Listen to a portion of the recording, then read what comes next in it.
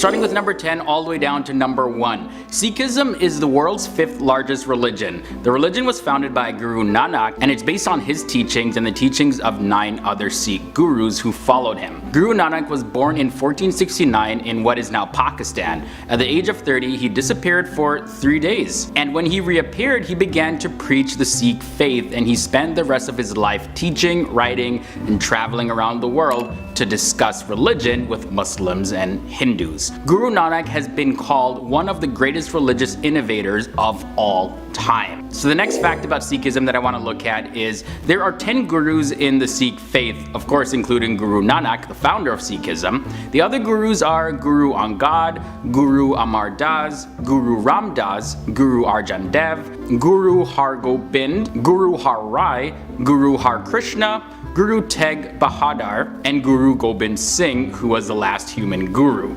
Another non-human guru exists, but I'll get to that in a bit, so keep on watching. The universal symbol of Sikhism is the khanda, and it's the double-edged sword flanked by 2 daggers, and this represents worldly and spiritual powers bound by the oneness of God. Also, the Sikh scripture is a book called the Guru Granth Sahib. The book is a collection of teachings and general guidelines for how Sikhs should live their lives. The book is by Guru Nanak as well as the other gurus. The scriptures are written in the Punjabi language and are greatly respected by Sikhs all over the world. You'll find that when you visit a Gurdwara, which is a place of worship for the Sikhs, the holy book is kept on a raised platform and it's covered. The Sikhs take their shoes off in the presence of the holy book, as well as at every major Sikh festival, they read the book all the way through, which takes them around 48 hours. Another fact about the holy book is, so the 10th Guru, Gobind Singh, as the last Guru of the Sikhs in human form, he appointed the sacred Adi Granth, meaning the first book, to be his successor so that after him there would be no more human gurus. The Adi Granth is usually called the Guru Granth Sahib, as I just mentioned, in recognition that it's the embodiment of the Guru. He also created the Khalsa, which is a spiritual brotherhood and sisterhood devoted to purity of thought and action. He gave the Khalsa a distinctive external form to remind them of their commitment and to help them maintain an elevated state of consciousness. Halfway in, as I mentioned, the community of men and women who have been initiated into the Sikh faith is known as the Khalsa, which means community of the pure. In order to become a Sikh and join the Khalsa, people need to follow the 5 Ks, and let me spell them out for you. There's Kesh, meaning you must have uncut hair as a mark of holiness and submission to God's will. Then there's the Kanga, and that's the name of a small wooden comb in the hair as a sign of cleanliness. There's also Kara, which is a steel bracelet, which is a reminder that a Sikh is connected to God. Then the Kachera is the short cotton underwear, and the Kirpan, you gotta keep the sword for your protection. Another important fact is that anywhere the Guru Granth Sahib is kept is a Sikh place of worship. Now this could be a separate building altogether or just a room. It's called a Gurdwara, meaning the gateway to the Guru. Sikh services are generally held on Sundays, and they are based on the writings of the Guru Granth Sahib, together with chanting and prayers from the gurus known as Kirtan. There are also 4 doors into a Gurdwara, and they're known as the door of peace, the door of livelihood, the door of learning, and the door of grace. These doors are a symbol that people from all 4 points of the compass all around the world are welcome, and that members of all castes are equally welcome. There's always a light on in a Gurdwara to show that the Guru's light is always visible and accessible to everyone at any time. The purpose of the doors is to symbolize the openness of the Sikhs towards all people from all different backgrounds, all races, all cultures, and all religions. Now, the second last fact I want to share is the concept of God. So it's completely different in Sikhism than other mainstream religions. God is known as Ik Onkar, or one constant. It's found in the Gurmukhi scripture that God has no gender in Sikhism, although translations may depict a male God. It's also referred to as Akal Purkh, which means beyond time and space, and referred to as Nirankar, which means without form. It's kind of trippy to hear God being referred to as it though, because normally we hear God being described using he or him. And the final fact I want to share in this episode about Sikhism is that the central Sikh shrine is the Harmandir Sahib, located in Amritsar, India, which is also known as the Golden Temple. The 5th Guru Arjan designed the Golden Temple, and he was the person responsible for collecting the teachings of the Gurus into a sacred book, which is the Guru Granth Sahib. The Sikhs also have 5 seats of authority known as Takhts, which literally means a throne or seat of authority. There are 5 Gurdwaras that have special significance for the Sikh community as well. The first and the most important one is the Akal Takht, which literally translates into the throne of a timeless God, and it's situated directly across from the Golden Temple. Alright, so the Guru goat number 10 is Guru Nanak Dev. Guru Nanak Dev was the first of the 10 Gurus, and he founded the Sikh faith and introduced the concept of one God. Guru Nanak Dev was born in Nankana Sahib, Pakistan on October 20th, 1469. Now, he was a son of Kailan Das Ji, also known as Mehta Kali Ji and Mehta Tripta Ji. He was married and had 2 sons, and he was formally made Guru in 1499 at around the age 30 years old, and at the age of 69 years old, he lost his life in the year of 1539. And by the way, for this video, some of the locations are the current names, but this, of course, was actually before the time of the Pakistan and Indian partition. Now that that's cleared up, let's move on to number 9. We have Guru Angad Dev. Guru Angad Dev compiled writings of Nanak Dev and introduced what is known as the Gurmukhi script. Now, this second Guru was born in India on March 31st in the year 1504, and he became Guru on September 7th, 1539.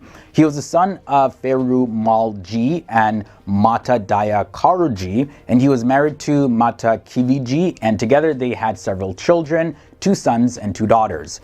Guru Angad Dev's life ended in Khadur, India on March 29th, 1552. Guru number 8 is Guru Amar Das. He is the 3rd in the line of 10 gurus, and he was someone who rejected the caste system, and he made efforts to create a more inclusive society, even for homeless people. He became the 3rd guru on March 26, 1552, and he lived a very long life, but unfortunately that came to an end on September 1st, 1574 at the age of 95 years old. He was born May 5th, 1479. This guru got married to a woman by the name of Mansa Devi and had 2 sons and 2 daughters named Mohan, Mori, Dani, and Bani. Moving on to the guru at number 7, here we have Guru Ram Das. He became the 4th guru on September 1st, 1574. And Guru Ram Das was the one who began the excavation of the Sarovar, which is the sacred pool in Sikhism, and that's located in Amritsar, India. He was born in Chuna Mandi, which is now known as Lahore, Pakistan, on September 24th, 1524. And his parents were Hari Das Ji Sodhi and Mata Daya Kar Ji. He married Bibi Bani Ji, and they had 3 sons together, and this guru lived up until the age of 46 years old. Guru Arjan Dev is up next. He's the 5th guru, and Guru Arjan Dev is the guru who headed the building of the Golden Temple, and it's located in Amritsar, India. And he also compiled and contributed to the Adi Granth in 1604. And by the way, the Adi Granth in the Punjabi language means first book, and it is a sacred scripture in Sikhism. He was born on April 14, 1563, and he got married to Ram Devi, but they didn't have any children together. He also married a woman named Ganga Ji, and they had a child together, and his name was Har Govind, and this son also became a guru. He was made the 5th guru on September 1st, 1581, and he died in Lahore, Pakistan on May 30th, 1606 at the age of 43 years old. Halfway in at number 5, we have Guru Har Govind. He built the Akal Takht, which is one of the 5 seats of power of Sikhs, located inside the Golden Temple. And now he raised an army and carried 2 swords that symbolize worldly and spiritual authority. Also, the Mughal Emperor Jahangir, he imprisoned this guru, who negotiated a release for him for whoever could hold on to his robe. He married 3 women, and he was the father of 5 sons and 1 daughter. He was pronounced a sixth Sikh at Amritsar, India on May 25th, 1606. From there we move on to Guru Har Rai. This is the 7th of the 10 gurus who worked really hard to solidify the Sikh faith. This guy, he was a very dedicated man who had 20,000 personal guards, and he also established a hospital and a zoo. He was born in India on January 16th, 1630, and he had 2 sons and 1 daughter. One of his sons actually became the next guru. He was named the 7th guru on March 3rd, 1644, and he lost his life on October 6, 1661, at the age of 31 years old. The guru number 3 is Guru Har Krishan. Now, this guru became a guru at the age of just 5 years old. He was born on July 7th, 1656, and he was the son of Guru Har Rai. He became guru on October 6, 1661 at a very young age, clearly, but it was very short-lived because he ended up losing his life due to smallpox in the year 1664 at the age of 7. His title as guru was the shortest of all the 10 gurus. Now, number 2 brings us Guru Tegh Bahadur. He's the 9th guru in the line of 10 gurus, and initially he was pretty reluctant to become a guru. He became a guru at Baba Bakala, India on August 11, 1664. And as the story goes, he ultimately sacrificed his life to protect Hindu pandits from forced conversion to Islam at the age of 54 years old. He was born on April 1st, 1621, and he is the son of Guru Har Gobind and Mata Nanki Ji. And he married Gujri Ji, and they had 1 son who's known as Gobind Singh. Yeah, that's actually the 10th guru, Gobind Singh. He's also the creator of the Order of Khalsa, which is the purified and reconstructed Sikh community. He became the 10th guru on November 11th, 1675, and lost his life on October 7th, 1708 at the age of 41 years old. Guru Gobind Singh, he completed the Granth, or the sacred text, and gave it the title of the everlasting guru. Now, you're probably saying to yourself, wait, I thought there were 10 gurus. Well, 10 human gurus is more accurate. That leads us to our bonus guru in this episode, the Guru Granth Sahib that I mentioned at the beginning. Guru Granth Sahib is actually a text and is Sikhism's holy scripture. It has a title of the last and everlasting guru. Now, he, as the text is referred to as, became guru on October 7th, 1708, and still is the guru to this day.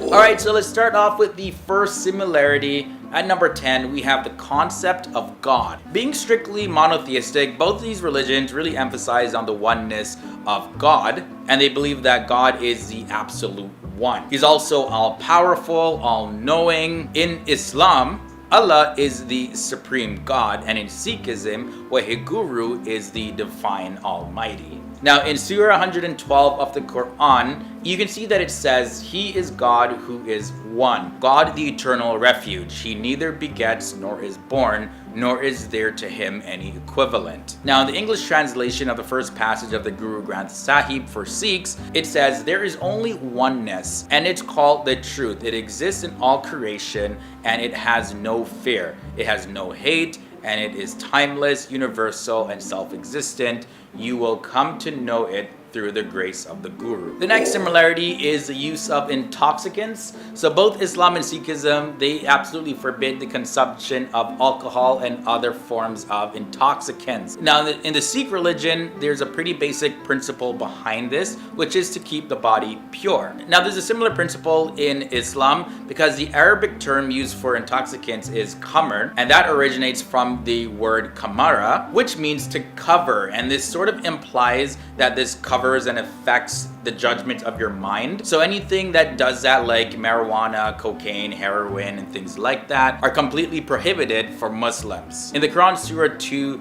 verses 219, it says, they question thee about strong drink and games of chance. Say in both is a great sin and some utility for me, but the sin of them is greater than their usefulness. Now in the Guru Granth Sahib, page 319, it says, the misguided people who drink wine are the most foolish. Now I've quoted from both of the holy books of these religions, but that's actually a similarity, the belief in a holy book. For the most part, these holy books are a compilation and discussion of central religious texts that center around the beliefs, the ethical conducts, ritual practices of Islam and Sikhism. And both these religions trust the authority of their respected holy scriptures, and they both consider them to be divine revelations. So for Muslims, it's the Holy Quran, and they believe that it was orally revealed by God to the Prophet Muhammad. And for Sikhs, the Adi Granth, which is also known as the Granth Sahib,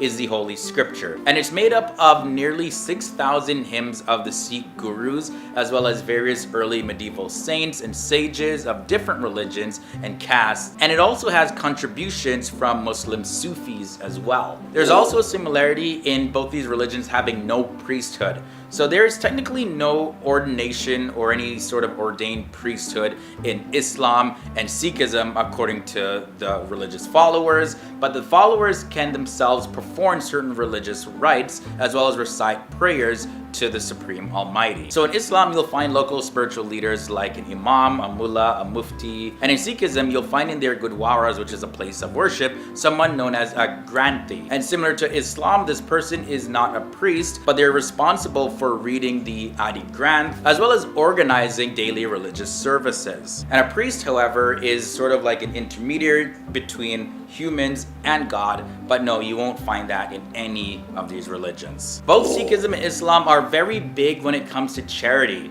So both religions have given the utmost importance to charity. The term zakat, which means the charity, is the third pillar of Islam, and of course it's a major teaching of the Prophet Muhammad. And in the Holy Quran, it's been mentioned that being charitable as well as providing those who are in need is a very important characteristic and a moral principle of all Muslims. So zakat is a compulsory charity that means that you're obligated to feed the poor and support orphans in various different ways according to Allah. Now in Sikhism, you'll find that there's a strong belief that giving money to charity as well as assisting people living in poverty and who are experiencing some form of suffering is a religious duty that encourages compassion and is one of the ways that you can serve humanity. So giving is one of the 3 golden rules of Sikhism. The fundamental teachings of Sikhs are Vanchakan, which means share what you have and consume it together in a community, which means doing selfless services to other people as well as treating all people with equality. Halfway at number 5, there's a similarity between rewards and punishment. Both these religions have a principle that you reap what you sow. And Islam puts a lot of importance to the life after death, as they strongly believe that God will resurrect and judge every individual and give them either reward or punishment based on the deeds that they committed in this life. Now, there's sort of a difference between the Muslims and the Sikh views on this, because Sikhs don't believe in the afterlife or hell or heaven, but they do believe that good or bad actions determine your reward and your punishment. Now guys, you've heard the terms monasticism and mendicity. To be honest, this was actually my first time hearing these terms. I know, it was pretty crazy. But both these religions look down on the idea of monasticism and mendicity, and they believe in having a family life. And that word there, monasticism, by the way, it means monkhood, like living life as a monk. And now this is normally a religious way of life where one renounces all worldly pursuits in order to devote their life solely to the duties of their faith. But this sort of lifestyle is most commonly found in Catholicism and Orthodox traditions, as well as you can find this in Buddhism, Hinduism, and Jainism. Now in the Quran, Surah 57, verse 27, it says, "But monasticism they invented, we ordained it not for them, only seeking Allah's pleasure, and they observed it not with right reverence." Now in the Sikh holy book, the Adi Granth or the Granth Sahib, whichever term you want to use, it says, according to the Guru's teachings, what can be achieved outside the home can also be achieved at home. So Nanak has become a renunciate. And that's found on page 992. And also on page 522, it says, seek salvation while you're living a normal life. Similarity number 3 is the place of worship. Now, a gurdwara is a place of assembly and worship for Sikhs, and Sikhs also refer to gurdwaras as Gurdwara Sahib. And even those who don't even profess any faith are welcome to join the Sikhs in their gurdwaras. All gurdwaras have a type of hall where people can eat vegetarian food, as well as they may have medical facilities, libraries, nurseries, classrooms, meeting rooms, as well as other facilities inside of their gurdwaras. And in Islam, mosques are the place of worship for the Muslims. Mosques commonly serve as a location for prayer, as well as funeral services, Sufi ceremonies, marriages, businesses, a place to collect donations to charity, and more. So both their places of worship also have multiple uses. Ceremony number 2,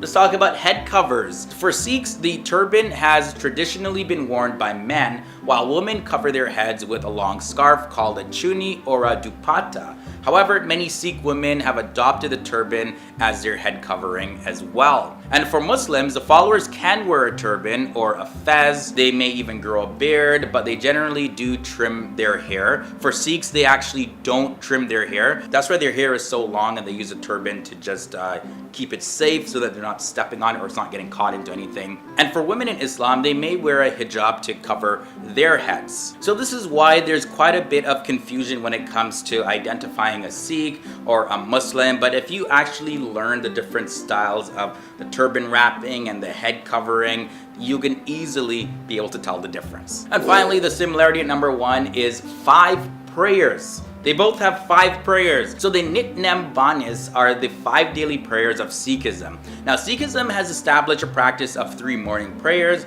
then there's an evening prayer, and then there's a bedtime prayer. In Islam, part of the 5 pillars of Islam is Salat, and Salat refers to the 5 obligatory prayers, and these prayers are done at dawn, midday, late afternoon, sunset, and nightfall.